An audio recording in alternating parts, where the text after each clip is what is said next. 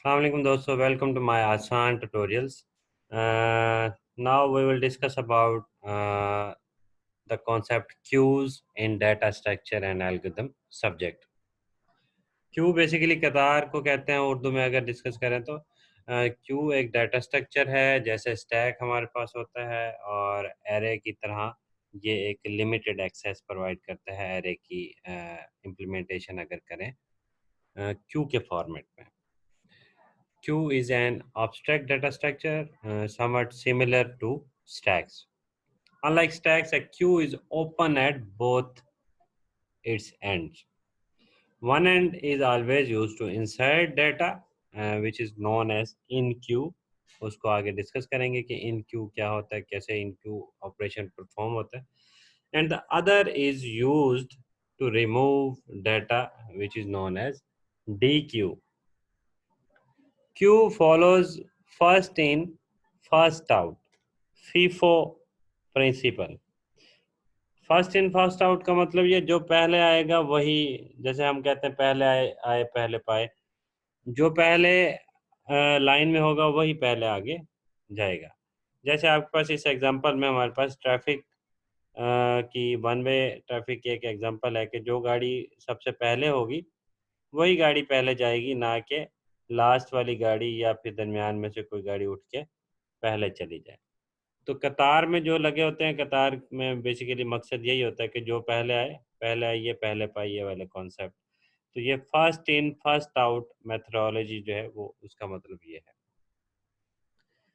अब स्टैक में क्या होता था, जो जितना लेट आए वही पहले जो है उसको मैनिपुलेट किया जाता था, उससे रिलेटेड जो एक्टिविटी होती थी परफॉर्म की जाती थी. जो एलिमेंट सबसे एंड पे इंसर्ट किया जाता था वही सबसे पहले रिमूव किया जाता था स्टैक के अंदर. जबकि क्यू के अंदर जो एलिमेंट पहले हम इंसर्ट करेंगे वो एलिमेंट सबसे पहले एग्जीक्यूट किया जाएगा, या फिर एक्सेस करना हो तो उस एलिमेंट को एक्सेस किया जाता है, रिमूव किया जाता है अगर रिमूव का ऑपरेशन करना हो. अब ये एडिशन और रिमूवल का ऑपरेशन बेसिकली इन क्यू और डी क्यू के नाम से क्यू में डिस्कस किया जाता है. A real world example of queue can be a single lane or one way road where the vehicle enters first, exit first. More real world example can be seen as queue at the ticket windows and bus stops. तो ये normally हम देखते होते हैं जो कतार वगैरह लगी होती है बैंक्स के बाहर, या फिर किसी टिकट जो टिकट सेंटर हो कोई, जहाँ से टिकट्स वगैरह मिलती हों, या कहीं पे भी जहाँ रश होता है वहाँ पे कतार में लोग लगे होते हैं. अब क्यू रिप्रेजेंटेशन जो है बेसिकली डाटा स्ट्रक्चर के पॉइंट ऑफ व्यू से देखें तो आपके पास सपोज के ये एक सिलेंडर जो बना हुआ है, ये आपके पास इंडेक्सेस हैं, ऐसे जैसे एरेज के हम इंडेक्सेस देखा करते थे. तो एक साइड से हमारे पास जो है डाटा आउट हो रहा होता है और एक साइड से डाटा इन. सपोज कि हमारे पास ये वाली साइड जो है डाटा की, सबसे पहले ये डाटा हमने इंटर किया था, ये डाटा जो है फर्स्ट इन यही हुआ था, तो फर्स्ट आउट भी यही होगा. जबकि जो लास्ट में इन हो रहा है उस डाटा को अभी क्यू में कह लें कि लगाया हुआ है, उसको अभी प्रॉपर एग्जीक्यूट भी हमने नहीं किया. तो first in first out and last in last out. तो हमेशा प्रोसेसिंग इस स्पेसिफिक फॉर्मेट में परफॉर्म की जाएगी. आई होप आपको बेसिक डेफिनेशन और बेसिक पेक्टोरियल रिप्रेजेंटेशन में इसकी समझ आ गई होगी. आगे चलते हैं, इस क्यू के ऊपर ऑपरेशंस को डिस्कस करते हैं, और फिर इन ऑपरेशंस को सी प्लस प्लस लैंग्वेज के अंदर और compiler Dev C plus plus compiler के ऊपर इम्प्लीमेंटेशन भी करके हम देखेंगे. और उस इम्प्लीमेंटेशन के दौरान जो जो ऑपरेशंस हैं उनमें से जितने हो सकते हैं कि जल्दी जल्दी जो परफॉर्म हो सके वो आपको परफॉर्म करके अभी मैं दिखा दूंगा. तो नेक्स्ट डिस्कशन ये है कि as in stacks a queue can be implemented using arrays. Discussion ये है कि स्टैक्स जो हैं, दो स्टैक्स को मिक्स करके या डिफरेंट स्टैक्स को मिक्स करके भी हम क्यू बना सकते हैं using arrays and link list और पॉइंटर स्ट्रक्चर्स के कॉन्सेप्ट को भी देख के. For the sake of simplicity, we shall implement queues using one-dimensional array. तो फिलहाल हम एरेज के थ्रू इम्प्लीमेंट करने की कोशिश करते हैं ताकि बआसानी हमें क्यू का कॉन्सेप्ट समझ आ जाए। जब कॉन्सेप्ट आसानी से समझ आ जाएगा तो उसके बाद आप उससे रिलेटेड थोड़ी थोड़ी चेंजेस करके प्रोग्राम के अंदर फर्दर जितनी भी आप चेंजेस करते जाएंगे तो कॉन्सेप्ट आपके मज़ीद क्लियर होते जाएंगे। इसके बेसिक ऑपरेशंस में हमारे पास क्यू ऑपरेशंस में involve initializing or defining the queue and utilizing it and then completely erasing it from the memory। तो हम क्या करेंगे, इनिशलाइज करेंगे, डिफाइन करेंगे क्यू को, फिर उसमें थोड़ा सा यूटिलाइज करना है, देन उसके बाद उसको अरेज करना है मेमोरी से। ये बेसिकली क्यू का कॉन्सेप्ट है। अब हम आपको मैं जैसे इतना बता दूं, क्यू और स्टैक डाटा स्ट्रक्चर ये इसलिए इम्प्लीमेंट किए जाते हैं कि मेमोरी को जितना ज़्यादा हो सके यूटिलाइज किया जाए। और हमारे इस सब्जेक्ट का मेन जो मोटिवेशन या मेन जिसे कहते हैं मकसद जो है, एम जो है, वो यही है कि हम एफिशिएंट तरीके से मेमोरीज़ को, एफिशिएंट तरीके से डाटा वगैरह को और कंप्यूटर को कैसे यूज़ करें, उसके लिए डिफरेंट डिस्कशन हमने इस सब्जेक्ट में करनी होती है। We shall try to understand basic operation associated with queues। उस बेसिक ऑपरेशन में सबसे मेन जो है वो एक इन क्यू है, जिसमें हम डाटा आइटम ऐड करते हैं, स्टोर करते हैं क्यू के अंदर। और दूसरा ऑपरेशन है डी क्यू, जिसमें हम रिमूव करते हैं फ्रॉम द लिस्ट और अरे और simple word Q. For more functions few more functions are required। जैसे हम स्टैक के अंदर is full, peak, is empty, इस तरह के कोई फंक्शंस हमने जो है देखे थे, सिर्फ इसलिए कि स्टैक के अंदर कोई डाटा इंसर्ट करने से पहले हमें स्टैक के हवाले से उसकी डिटेल्स पता लग सके। तो क्यू ऑपरेशन परफॉर्म करने से पहले भी हमें थोड़ी सी उसकी डिटेल्स अगर देखनी है ऑपरेशन को एफिशिएंट तरीके से परफॉर्म करने के लिए, तो उन डिटेल्स को देखने के लिए हमारे पास पीक, इज़ फुल और इज़ एम्पटी फंक्शन की ज़रूरत पेश आएगी। अब क्यू के अंदर पीक फंक्शन क्या करेगा, स्टैक के अंदर टॉप वाला एलिमेंट शो कर देता था। हमारे पास क्यू के अंदर it would gets the element at the front of queue without removing it. तो इसके फ्रंट पे मीन के जो सबसे पुराना टाइम का सबसे पहला पहला जो एलिमेंट इंसर्ट हुआ था, उस एलिमेंट को ये एक्सेस करके आपको डिस्प्ले कर देगा कि भाई ये वो एलिमेंट है जो सबसे पहले लिस्ट में आया था, सबसे पहले एलिमेंट जो स्टोर हुआ था, वो हमारा पीक फंक्शन डिस्प्ले कर देगा। अगर हमारे पास टोटल क्यू के इंडेक्सेस सपोज के 3 या 5 हैं, इस फुल फंक्शन के ज़रिए से हम उन इंडेक्सेस के अंदर अगर 5 इंडेक्सेस में 5 वैल्यूज़ मौजूद हैं, तो इस फुल फंक्शन हमारा जो है उसको शो कर देगा कि ये क्यू जो है वो फुल है। उससे मज़ीद आप इंसर्शन या इन क्यू का ऑपरेशन परफॉर्म करने लगेंगे तो ओवरफ्लो का मैसेज वो डिस्प्ले कर देगा। कैसे करेगा, उसके लिए लास्ट ट्यूटोरियल आप दोबारा रिव्यू कर लें, उसमें स्टैक अगर आप समझ जाएं आसानी से तो आपको क्यू समझना भी आसान हो जाएगा।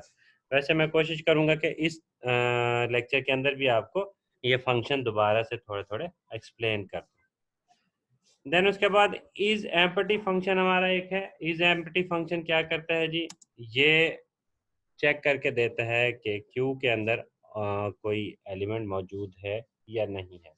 अगर कोई एलिमेंट मौजूद नहीं है तो अंडर फ्लो के मैसेज के साथ या क्यू इज़ एम्पटी वाला मैसेज डिस्प्ले कर देगा।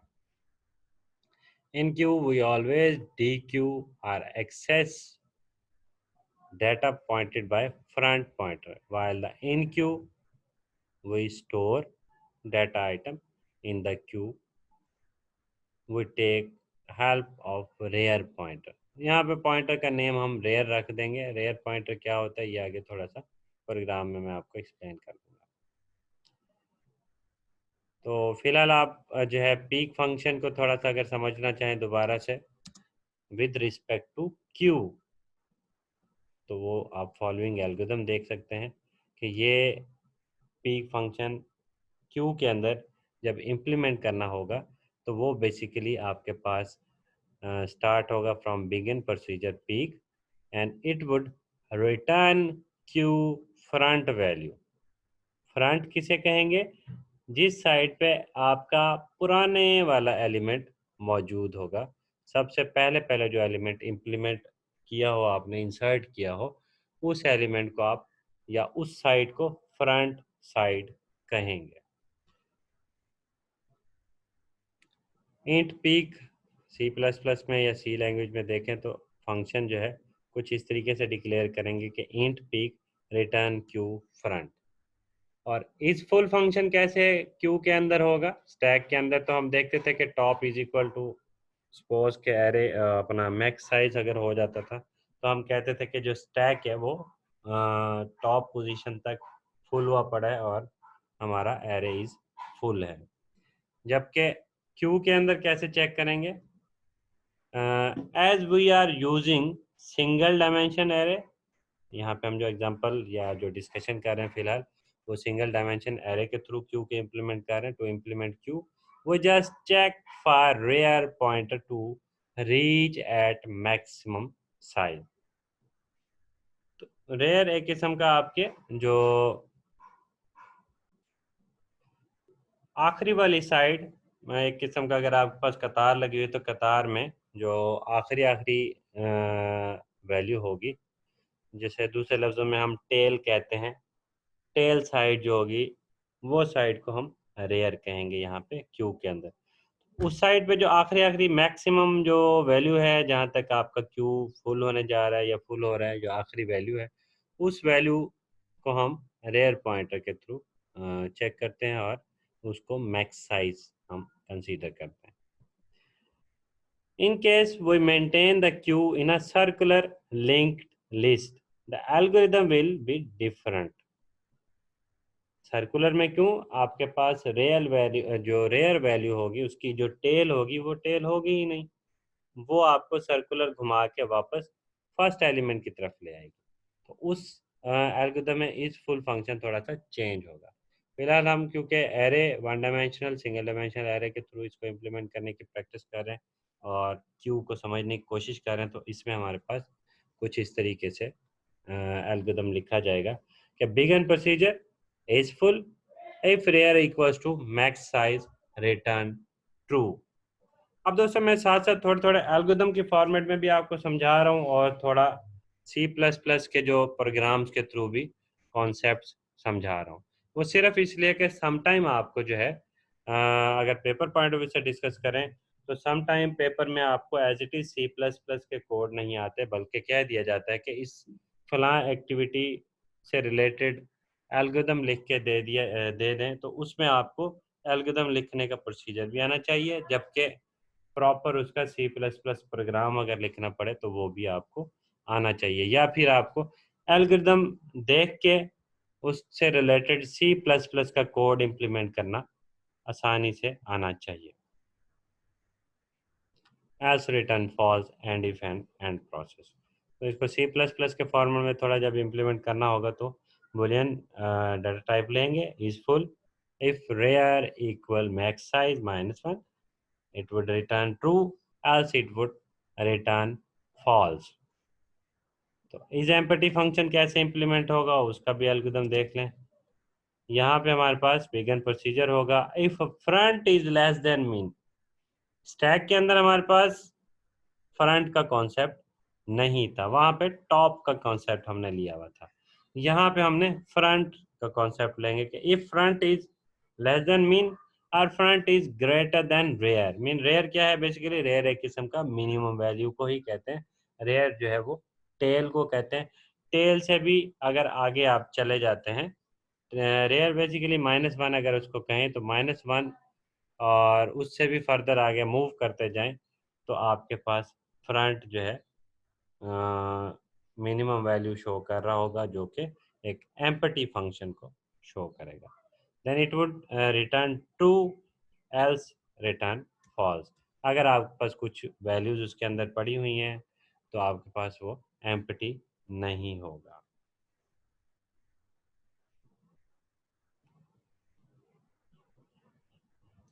If the value of front is less than min or 0, it tells that the queue is not initialized, hence empty obviously.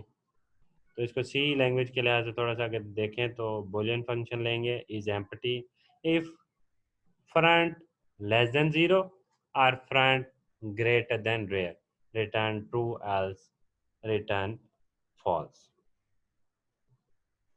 अब आते हैं जी इनक्यू ऑपरेशन बेसिकली कैसे इम्प्लीमेंट होगा। पहला पहला स्टेप जो होगा वो हमारे पास इनक्यू में चेक होगा कि इस फुल ऑपरेशन के ज़रिए से, फंक्शन के ज़रिए से कि क्या हमारे पास क्यू फुल तो नहीं है। अगर क्यू इज़ फुल है तो ओवरफ्लो एरर दे देना चाहिए और एग्जिट कर जाए। अगर वो फुल नहीं है then increment rear pointer to the pointer next empty space and add the value data element to the queue location where rear is pointing।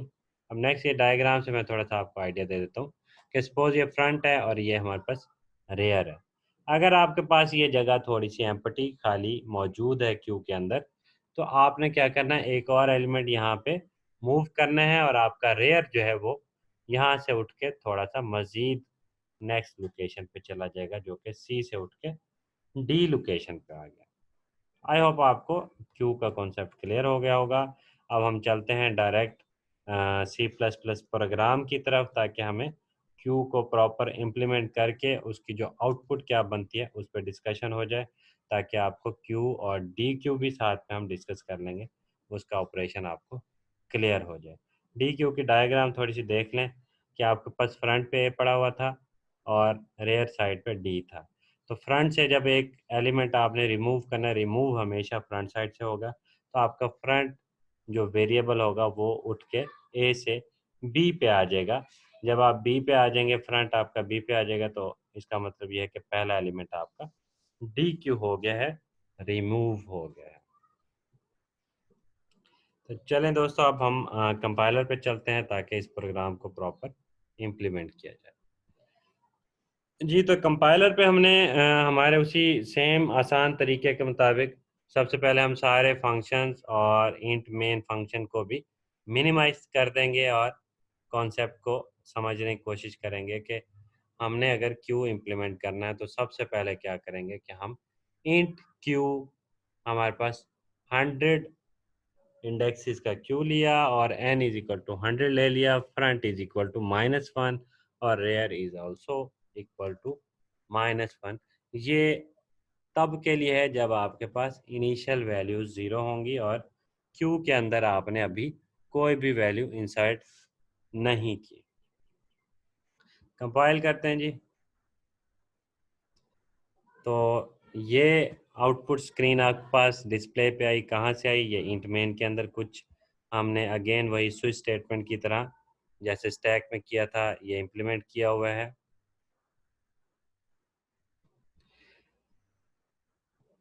Line number 38, 39, 40, 41, इसके ज़रिए से आपकी पहली 4 लाइन आउटपुट पे आ रही हैं। देन उसके बाद इंटर योर चॉइस जो है वो लाइन नंबर 43 की वजह से आ रही है।